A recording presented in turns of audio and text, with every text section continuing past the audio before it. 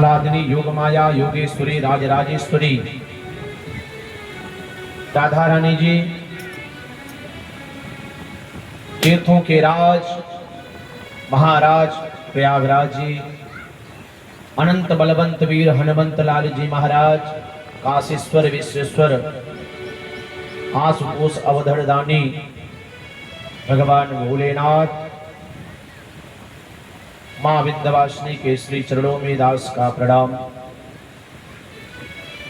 एवं परीक्षित की मुद्रा में हमारे मुख्य यजमान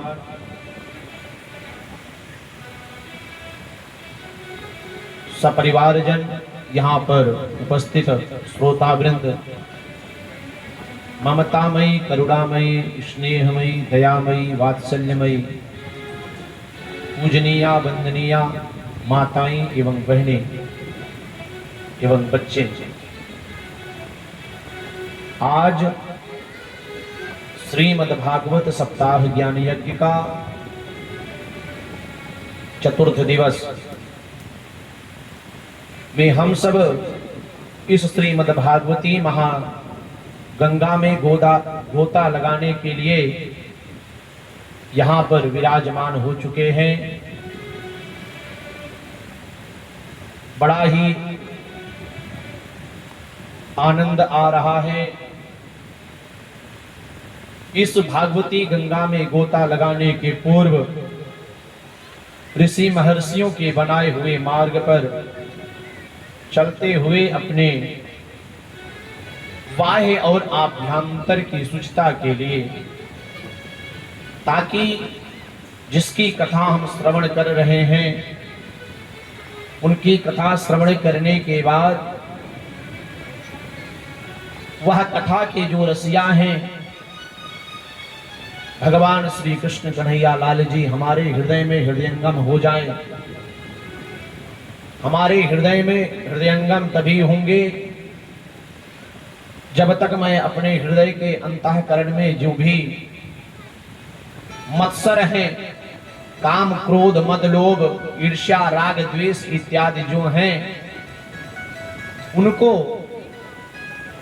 श्री राम नाम के साबुन से जब तक हम उसको धुल करके हटाएंगे नहीं, तब तक वह भगवान, वह ईश्वर, हमारे कृष्ण कन्हैया लाल हमारे अंतःकरण में विराजमान नहीं होंगे। आइए भक्तों, आज भगवान का प्रादुर्भाव हमारे भैया मुख्य यजमान पंडित श्री छविनाथ तिवारी जी के यहाँ पर होने वाला है।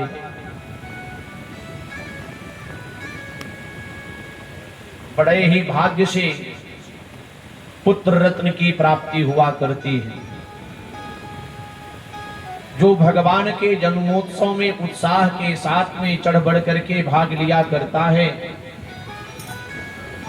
उसकी सारी मनोकामनाएं, विशेष करके संतानोत्पत्ति में अगर कहीं से भी किसी भी ग्रह के माध्यम से अगर कोई दिक्कत हो रही होती है, तो हमारे कृष्ण कन्हैया लाल की विशेष कृपा होती है और उसको पुत्र रत्न की प्राप्ति अवश्य होती है। अतः जहां तक मेरी आवाज जा रही है, समस्त भक्तों से निवेदन है, यह अवसर, यह क्षण आपके जीवन में पुनः नहीं आने वाला है।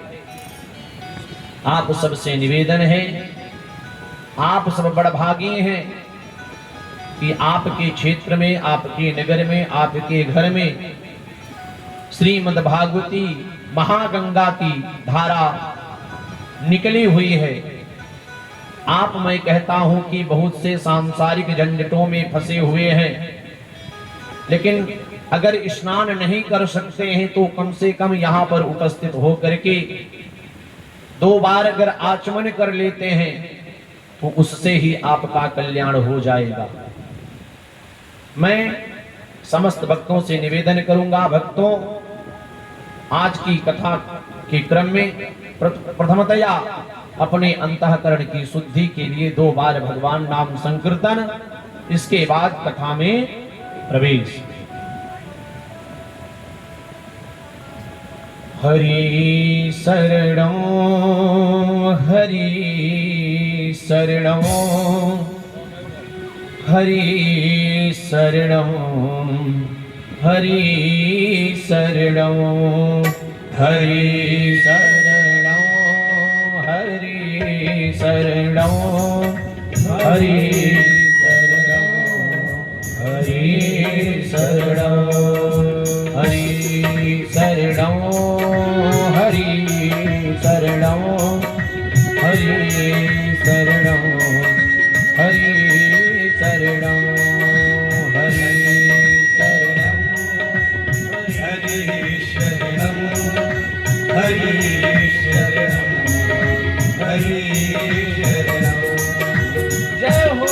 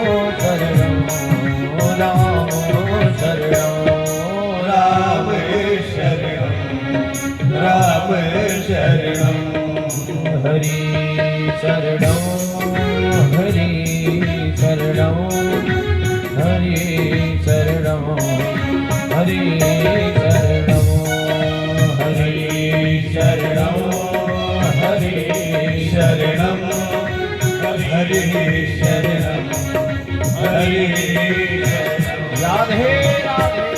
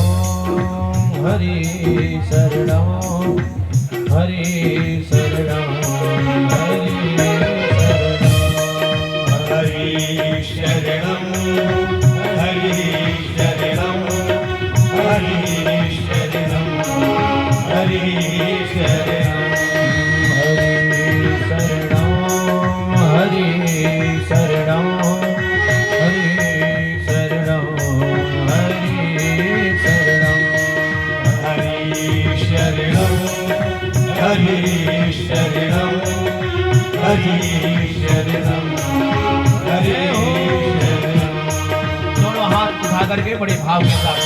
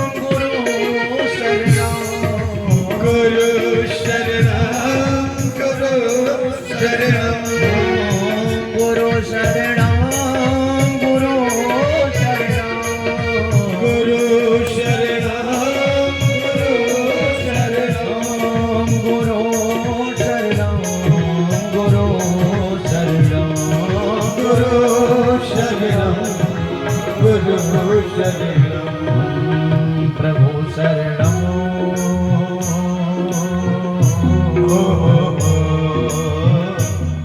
प्रभु शरणम प्रभु शरणम प्रभु शरणम प्रभु शरणम प्रभु शरणम प्रभु शरणम प्रभु शरणम ओम हरि शरणम हरि शरणम हरि शरणम हरि शरणम हरि शरणम हरि शरणम हरि शरणम हरि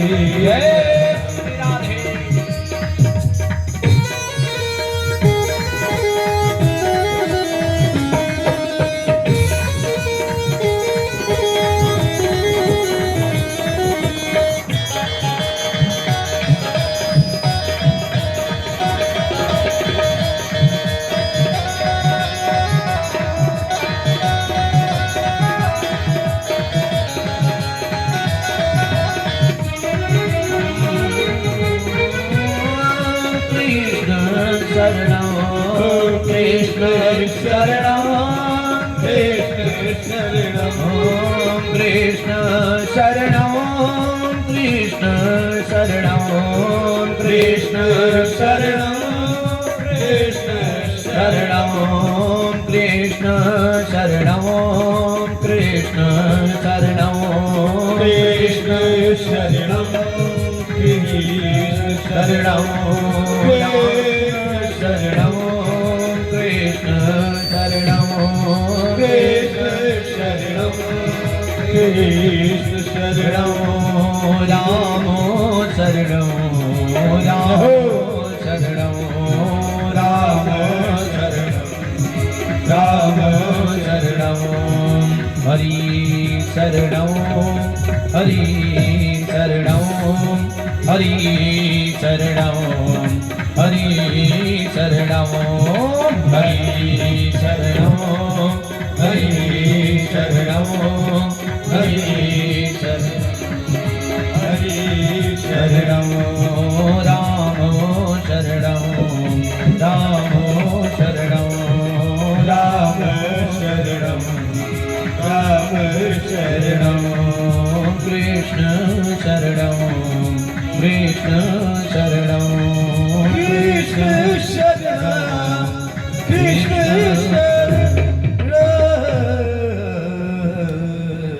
प्रेम से बोले राधा रमण सरकार की जय हो भक्त वत्सल भगवान की जय हो तत्साधु मन्ये सुरवर्य देहिनां सदा समद्विग्न धियामसागः हीत्वात्मपातं गृहमन्धकूपं वनं गतो यद्धरिमाश्रयेत।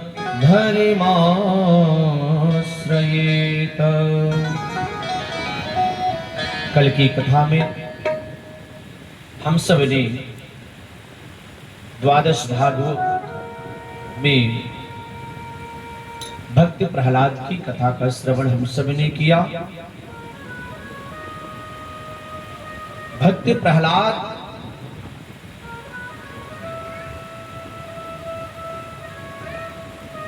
पिता के प्रताड़ित करने के बाद भी उसके स्वभाव में कोई भी परिवर्तन नहीं आता है। जब नरसिंह भगवान उस खंभे से प्रकट हो जाया करते हैं,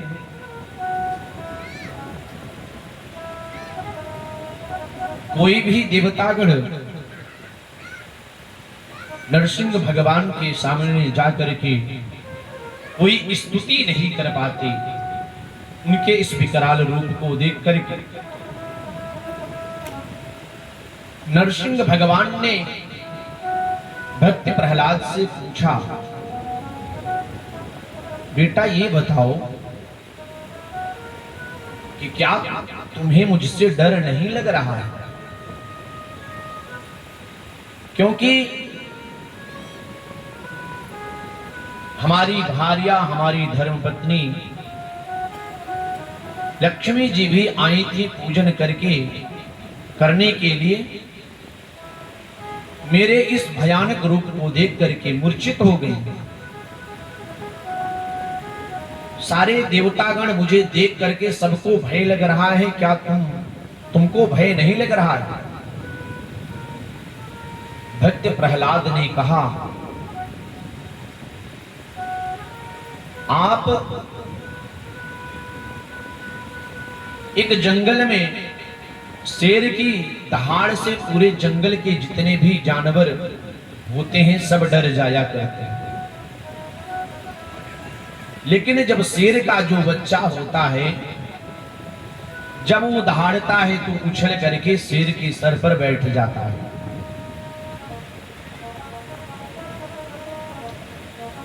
मैं आपका पुत्र हूं, मैं आपसे क्यों डरूंगा, मुझे क्यों डर लगेगा? इस तरीके से प्रहलाद ने बड़ा ही सुंदर जवाब दिया नरसिंह भगवान को। भगवान प्रसन्न हो जाते हैं। भगवान ने कहा, एक मनवंतर तक तुम जाओ, राजगद्दी पर बैठो और जो राज्य में संसाधन है उनका उपभोग करो। इसके बाद तुमको हमारी चरण शरण की गति प्राप्त होगी।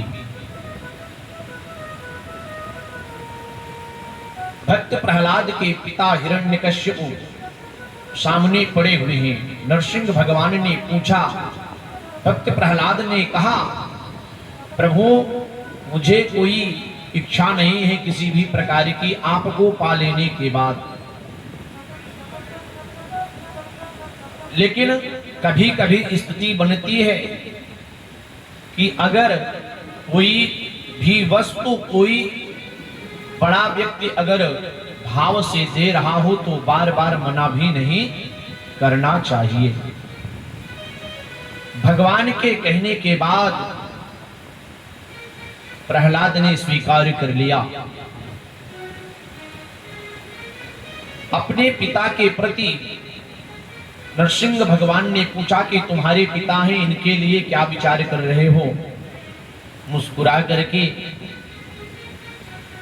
प्रहलाद ने भगवान की तरफ देखा, प्रभु जिसके हाथ से आपकी गति हो जाए फिर उसके आगे और कौन सी गति की बात सोचनी पड़ेगी।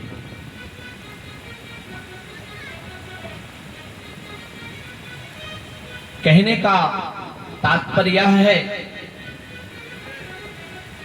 कि देवी भागवत में जो बताया गया, पुण्यात नाम नरकात त्रायते जायते इति पुत्रः, जीवितो वाक्य करणात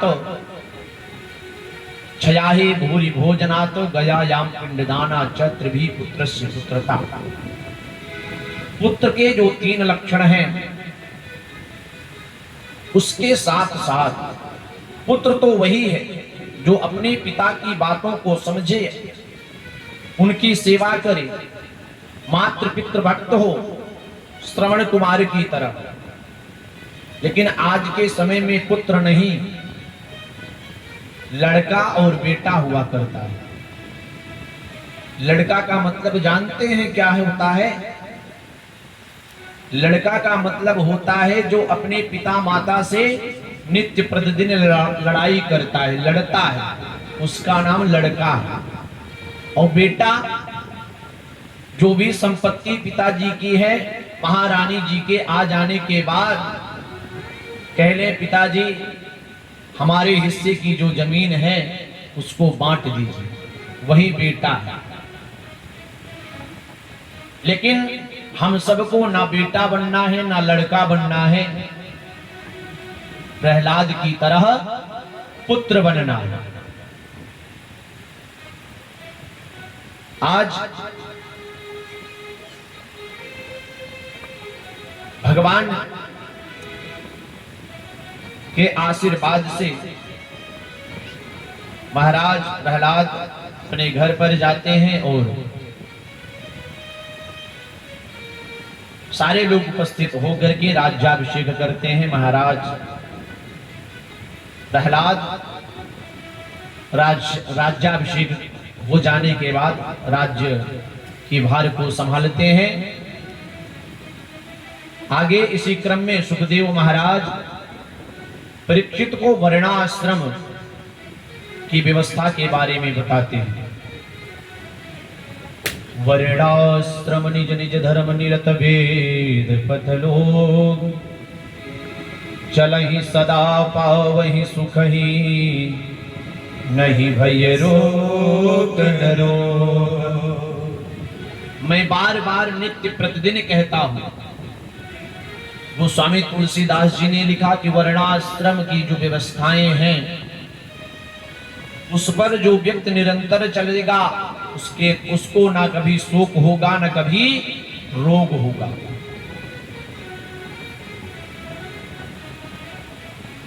गीता में भगवान ने कहा तस्मात् शास्त्रम प्रमाणम ते कार्या कार्य व्यवस्थितौ। इस संसार में जो भी कर्म हैं, सोने से लेकर के जागने तक सारी चीजें सब अगर भगवान को समर्पित हो करके उनके प्रसाद को समझ करके यदि आप ग्रहण करते हैं तो आप अपने जीवन काल में कभी भी रोगी और शोक से बद्ध कभी नहीं होंगे। 4 प्रकार के वर्ण होते हैं, ब्राह्मण, क्षत्रिय, वैश्य और शूद्र। 4 प्रकार के वर्णों के साथ साथ में चारों प्रकार के वर्णों की व्यवस्थाओं के साथ चारों के कार्य बताए गए हैं कि किसको कौन सा कार्य करना चाहिए। मैं पूर्वोक्त में बता चुका हूं। इसी क्रम में 4 आश्रम भी हुआ करते हैं, ब्रह्मचर्य, गृहस्थ, वानप्रस्थ और सन्यास। यह 4 आश्रम हैं। शास्त्र के अनुसार से हर एक व्यक्ति का जो जीने का समय है, जीवन काल उसका 100 वर्ष का हुआ करता है। 25-25 वर्ष तक यदि आप चारों आश्रमों का उपभोग करते हैं तो जीवन में कभी भी आपको किसी भी प्रकार के दैहिक, दैविक, भौतिक 3 प्रकार के जो ताप हुआ करते हैं उससे आप कभी ग्रसित नहीं होंगे। लेकिन अगर कहीं ब्रह्मचर्य के बाद गृहस्थ आश्रम में आप पहुंचे, 25 वर्ष तक आप ब्रह्मचर्य आश्रम में रहे, ब्रह्मचर्य आश्रम में जाने के बाद आप 25 वर्ष तक गृहस्थ आश्रम में रहे, हो गए आप 50 वर्ष के। मैं इस बात को दोबारा इसलिए बता रहा हूं क्योंकि सबकी अवस्थाएं ढल रही हैं और इसको विशेष अपने ध्यान में रखना है कि 50 वर्ष के बाद जब 51, 52, 53, 54 लगता है वहीं से वानप्रस्थ की स्थिति संचालित हो जाती है, वहीं से शुरू हो जाया करती है। 51 में वन लगा है अंतिम में, और यही वन जाकर के 58 तक लगा हुआ है। इसके बाद 59 हो जाता है। उन हटा करके आगे वाला शब्द क्या होता है आप सब खुद ही समझते हैं, 60 हो जाता है। तो 60 माने भी आप सब जानते हैं। 60 कौन समझता है? हमारे घर के जो बच्चे बहू बेटियां हुआ करती हैं, आज के समय में जो बाहर की सभ्यता, बाहर की जो परिचर्या है, बाहर की जो संस्कृति है, बाहर की जो सभ्यता है, हमारे यहाँ के लोग, हमारे यहाँ की बहन बेटियां, बच्चे उसको धारण करते जा रहे हैं। लेकिन जो हमारे यहाँ की गतिविधियां हैं, हमारे यहाँ का जो संस्कार था वह बाहर के लोग धारण कर रहे हैं। हम सब प्रयागराज में रहते हैं। जो भी भक्त इस महाकुंभ में प्रयागराज गए होंगे वहां पर सबने देखा होगा कि जो भी विदेशी महिलाएं आई रही होंगी उनके परिधान को देख करके, उनके गुणगान को देख करके, हरि नाम के गुणगान का जब वो गुणगान करती हैं, लगता है कि वास्तव में यही वृंदावन हो गया है। झूम झूम करके हमारे यहाँ की माताएं बहनें भाई बंधु उस तरह से झूम नहीं पाती, और जब तक झूमेंगे नहीं तब तक भगवत प्राप्ति होगी नहीं। इसलिए समस्त बंधुओं से निवेदन है कि 50 के बाद जब वानप्रस्थ की स्थिति बने उस समय से अपने आप को संभालिए।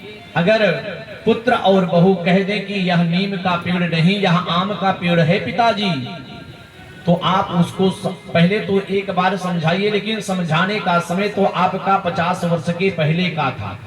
जब आप गृहस्थ आश्रम में थे उस समय अगर आप समझा दिए होते तो बाद में आपको समझाने की आवश्यकता ही नहीं पड़ती। लेकिन अगर थोड़ा बहुत आपका संस्कार उस बच्चे के अंदर विद्यमान है तो आपके संस्कार के कारण से वह बालक, वह बच्चा, वह आपकी वधू आपकी बातों को समझेगी और मान जाएगी। अगर वह नहीं मानती है तो उस पर बहुत प्रेशर करने का, बहुत दबाव देने की जरूरत नहीं है। नहीं तो आप उसके मानसिक सठता में आ जाएंगे, और मानसिक सठता में आ जाने के बाद घर परिवार में विवाद की स्थितियां बन जाती हैं। आज हर एक परिवार में यही स्थितियां हैं। इसलिए समस्त बंधुओं से निवेदन है, वर्णाश्रम निज निज धर्म निरत वेद पति लोक, चलहि सदा पावहि सुखहि, नहीं भय शोक न रोग। वर्णाश्रम की जो व्यवस्थाएं हैं उस पर चलने का प्रयास करिए। उस पर यदि आप चलते हैं तो आपको किसी भी प्रकार का कोई भी रोग नहीं पकड़ेगा, ना ही आपको शोक होगा। इसके बाद हम सब इस श्रीमद् भागवत सप्ताह ज्ञान के अंतर्गत श्रीमद् भागवत महापुराण जो कि 365 अध्याय 18,000 श्लोक और 12 स्कंद से युक्त है, आज इसके अष्टम स्कंद में प्रवेश करते हैं। इसमें मनवंतर की कथाएं हैं।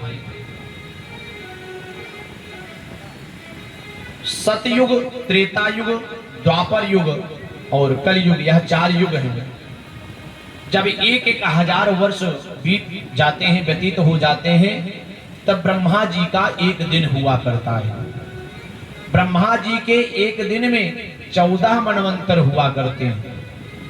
वे 14 मनवंतर निम्नलिखित हैं, जैसे कि स्वयंभू, स्वारोचित, औत्तम, तामस, रैवत, चाक्षुष, वैवस्वत, सावर्णी, दक्ष सावर्णी, ब्रह्म सावर्णी, धर्म सावर्णी, रुद्र सावर्णी, देव सावर्णी, इंद्र सावर्णी।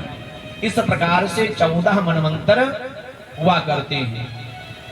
एक बार की बात है, एक चाक्षुष मनवंतर में प्रभु ने एक गज और एक ग्राह का उद्धार किया था। आसीत् गिरिवरो राजस्त्रिकूट इति विस्तृतः, क्षीरोदीनावृतः श्रीमान् योजनान्युतमोच्छितः। एक बार की बात है, त्रिकूट नामक पर्वत पर एक गजराज रहता था। वह अनेक हथनियों के झुंड के साथ में रहता था, अपने परिवार के साथ में रहता था। वह इतना बलशाली था कि उसके श्वास की जो दुर्गंध निकलती थी, यद गंध मात्रा धर्योद गजेंद्राः, उसके श्वास की जो गंध हुआ करती थी उसको अन्य जो जीव थे, अन्य जो जानवर थे, यदि ले लेते थे तो मदमस्त हो जाया करते थे, दूर निकल जाया करते थे, उसके समीप में आने का प्रयास नहीं करते थे। अति गौरवशील था। एक दिन की बात है, वह जंगल में भ्रमण करते करते प्यासा हो गया। एक जलाशय के पास में जाता है अपने सपरिवार के साथ में। पहले वहां पर जाने के बाद जल ग्रहण करता है, जल पीता है। पीने के बाद उसी सरोवर में वह जल क्रीड़ा करने लगता है। कुछ समय बीतता है, जल क्रीड़ा करते करते उसी सरोवर में एक ग्राह भी रहता है, मगरमच्छ जिसको बोलते हैं। वह रहता है, जब बार बार देखता है कि आकर के मुझे परेशान कर रहा है, यह गजराज ग्राह के बार बार हट जाने के बावजूद भी वह परेशान हो जाया करता है। उससे नहीं रहा जाता, वह आकर के गजराज के पैरों को जकड़ लेता है। जब गजराज के पांव को पकड़ लेता है, बार बार प्रयास करने के बाद गजराज अपने पैर को खींच नहीं पा रहा है। बलशाली है, कभी वह गजराज अपने पैर के साथ में उस ग्राह को भी खींच करके बाहर किनारे तक ले आता है, लेकिन वह ग्राह पुनः जल में खींच करके लेकर चला जाता है। समय बीतता है, बीतते बीतते करीब 3-4 दिन जब बीत गए, उसके साथ में जो भी उसकी पत्नियां थी, हथनियां थी, सब लोगों ने अपनी सूंड से सूंड मिलाई और खींचने का प्रयास किया, लेकिन उसको जल से नहीं निकाल पाए। काफी देर परिश्रम करने के बाद जब घर वालों ने देखा कि यह निकलने वाला नहीं है, तो कहती क्या है हथनियां, या तो आप अंदर ही आ जाओ, या तो बाहर ही, या तो आप अंदर ही चले जाओ, या तो बाहर आ जाओ, क्योंकि आपके कारण से जो हमारा परिवार है, हमारे बच्चे हैं, भूखे हैं, वे सब तड़प रहे हैं, हम सब जा रहे हैं और कुछ खाएंगे। सारी हथनियां, सारे बच्चे छोड़ करके गजराज को चले जाते हैं।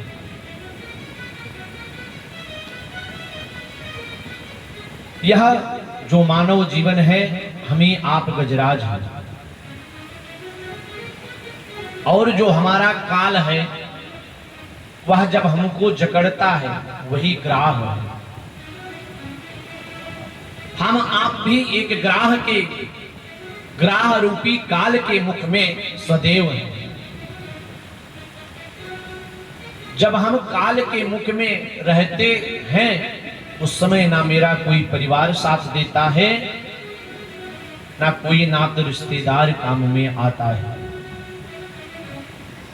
आज वह उस गजराज को छोड़ करके सारे परिवार के जो भी हथनियां, उनके बच्चे थे, छोड़ करके चले गए।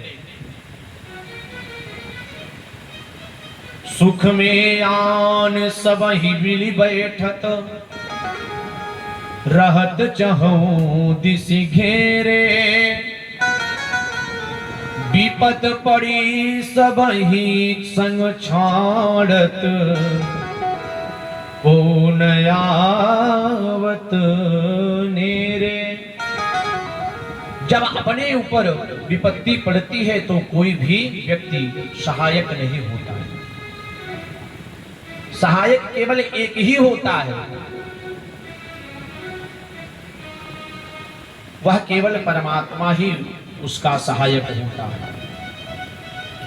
गजराज ने जब देखा कि मेरा परिवार मुझे छोड़ करके चला गया है, मैं असहाय हो गया हूं, मुझे अब बचाने वाला कोई नहीं, उसने तुरंत उस सरोवर में कमल के एक फूल पुष्प को उठाया, अपनी सूंड में लगाया और ऊपर की तरफ करके तुरंत भगवान का स्मरण करता है।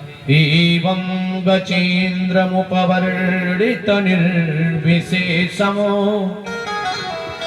ब्रह्मादयो विविध लिंग विवाधिमाना नैते यदोपसृप्सो निखिलात्मकत्वात् तत्राखिलामर्मयो हरिराविरासीत्।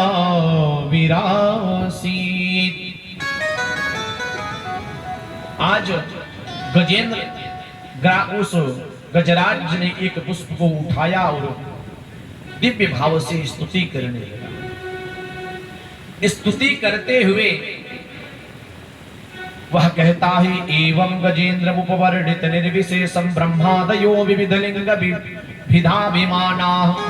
उस पुष्प को उठाया तो किसी भी देवता की स्तुति नहीं करी उसने, किसी भी देवता के। सारे देवता देख रहे हैं कि इसको कौन बचाने जाए, या किसी का नाम ले तो जाए हम सब, लेकिन वह किसी का नाम नहीं लेगा। तो जब नाम नहीं लिया तो भगवान नारायण ने सोचा, जो किसी का नहीं होता है वह सरकारी खजाने में जाता है। अभी आपको बताऊं, हमारे आचार्य श्री बता रहे थे कि क्योंकि स्टेशन है प्रयागराज में, वहां पर किसी व्यक्ति ने 1 करोड़ रुपए ले आकर के एक बैग में स्टेशन पर रख करके चला गया। उसको कोई पूछने वाला नहीं था। अभी मोदी जी ने नोटबंदी जब करी थी, पता नहीं कितने पैसे ऐसे फेंक दिए जा रहे, कोई पूछने वाला नहीं था। फिर उसको लेता कौन था? उसको लेता कौन था? किसका होता था? सरकार का हुआ करता था। आज भगवान ने भी सोचा, जब जिसके कोई नहीं होते उसके भगवान होते हैं। तुरंत भगवान,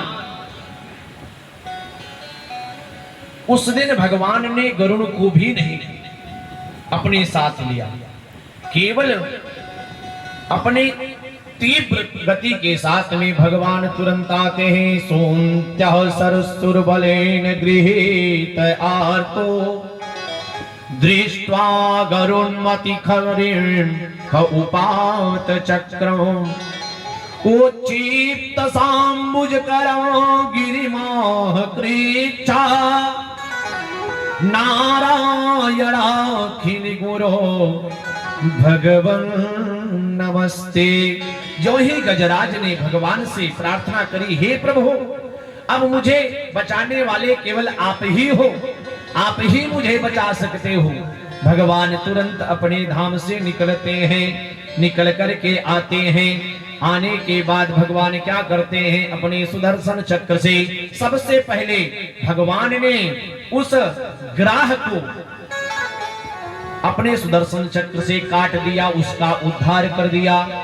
इसके बाद सूर से काट करके इनको गजराज को भी हटा दिया। फिर किसी एक संत ने पूछ लिया, भैया ये बताइए, भगवान को पुकारा गजराज ने, भगवान को पुकारा गजराज ने, तो भगवान पहुंच करके ग्राह का उद्धार क्यों कर दिए? फिर लिखा एक कवि ने, छाड़ी कमला को कमलेश चक्रधारा है, गज की पुकार कमलेश की पड़ी जब कान, चक्र ध्वनि सुनते ही खगेश दौड़ा आया पास, तब तक कमलेश ने घुमाई चक्र मारा है, चक्र के चलते ही जलेश हुआ विष्णु रूप, चढ़ी के विमान और बैकुंठ को सिधाया है। मैंने सुना है यह न्याय क्या किया है प्रभु ने, गज को उबारा कि ग्राह को उबारा है, गज को उबारा ग्राह को उबारा है। तुरंत भगवान ने उत्तर भी दिया कि मैंने ग्राह का उद्धार क्यों किया पता है? मैंने ग्राह का उद्धार पहले इसलिए किया क्योंकि वह दासानुदास था। जो भी व्यक्ति मुझसे पहले मेरे दास का, मेरे शिष्य का, मेरे पुत्र का पैर पकड़ते हैं ना, सबसे पहले मैं उनका कल्याण किया करता हूं। आज गजराज और ग्राह को भगवान ने अपने शुभ कर कमलों से अपने परम धाम को पहुंचा देते हैं। सुखदेव भगवान ने पूछा, प्रभु ये बताइए यह गजराज कौन था और यह ग्राह कौन था? तो सुखदेव भगवान ने बताया, एक बार की बात है, यह जो ग्राह था यह हुहु नाम का गंधर्व था। देवल नाम के ऋषि एक सरोवर में स्नान कर रहे थे। जितने भी गंधर्व है ना, सबका नाम हा हा हुहु है, हंसा ज्यादा करते हैं। अमर कोश में आया हा हा हुहु शैव करके है श्लोक।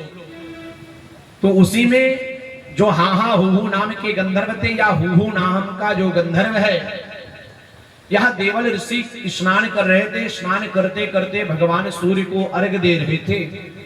उसी क्षण या उसी सरोवर में था और डुबकी मारा जा करके देवल ऋषि के पैर को पकड़ लिया। देवल ऋषि चिल्ला उठे। यह निकल करके बाहर हास्य करने लगा, हंसने लगा। देवल ऋषि ने तुरंत श्राप दिया, जा मगर हो जा। उनके श्राप के कारण से यह मगर हुआ। लेकिन यह जो हुहु नाम का गंधर्व था, वह देवल ऋषि से हाथ जोड़ करके प्रार्थना करने लगा, प्रभु ये बताइए, मैंने केवल आपका पैर ही तो पकड़ा था। कहें ठीक है, तुमने पैर पकड़ा था, जा तेरा उद्धार पैर पकड़ने से ही होगा। और यह आज गजराज का पैर पकड़ा सो इसका उद्धार हो गया। और यह जो गजराज था, यह इंद्रदुम्न नाम का एक राजा था। एक बार की बात है, अगस्त मुनि बैठे थे और यह निकल करके जा रहा था। इसने अगस्त मुनि को देख करके अनदेखा कर दिया। जब अनदेखा कर दिया, तुरंत अगस्त मुनि श्राप दे दिया, जाओ जिस प्रकार से मतवाले होकर के जा रहे हो, गजराज हो जाओ, हाथी बन जाओ। जिसके कारण से यह गजराज मतवाला हाथी बन गया। आगे की कथा में सुखदेव महाराज परीक्षित को बता रहे हैं कि एक बार की बात है, दुर्वासा मुनि द्वारा आशीर्वाद में प्रदत्त माला एक मिली हुई थी उनको। वह माला ले जाकर के दुर्वासा ऋषि के अति प्रिय थे इंद्र। सोचा यह माला मैं ले जाकर के इंद्र को पहना देता हूं। इंद्र माला को पहनने के बाद ऐरावत हाथी पर बैठे हुए थे और दुर्वासा मुनि माला पहना करके कुछ दूर जाते हैं।